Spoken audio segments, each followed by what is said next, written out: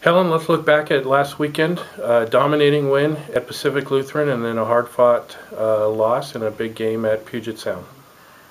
Yeah, I thought we played well. We came out and really set a tone against Pacific Lutheran right away, and got a quick lead on them, and were able to just continue to expand that lead. And was able to play everybody that traveled and get them some good minutes. And I felt like that we had a great setup that night to be rested and ready to go, but having to fight and compete at the same time. And so felt good about that. And then I thought, there were, for a big chunk of the game at UPS, we played really well, but there was maybe a 5-minute span where they made a run, and it took us a little bit too long to respond, and they shoot the free throws so well that it's hard to come back when you get behind if you don't make that run before you get into the last couple of minutes, because they have all their top 7 kids shoot 75% or higher from the free throw line. So, they did miss some and was able to get us back in the game, but it's not like they're going to have a ton of those. And so I felt like we competed well, and we made some big plays. I thought Kendra Knutson played exceptionally well, and it was fun to see that. And then, it just means that we have to go back there no matter what. We were playing them again this Thursday, and it just means that we're making a road trip back to Tacoma to do it again.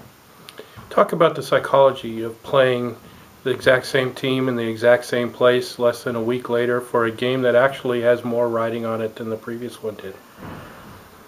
You try to take what's positive out of it and the familiarity of it, and that we know what's going on, and all the good things that you can take, and so you just try to build on that and make it as comfortable as you can, and then know that they're going to probably try to tweak some things. We're going to try to tweak some things, but you just prepare for what you can prepare for and try to get your team ready to play. And then you also take the things that were hard about that and try to use that as a motivating factor and say, hey, we control our destiny, and let's take care of it this time and get it done. And does the success that we've had the last couple of years in the conference tournament, there's players on this team who have experienced that. How does that carry over? You hope it's going to carry over. It's all on their mental outlook and their mental set into it. And I think we can be relatively as comfortable as you can be in a loser out situation.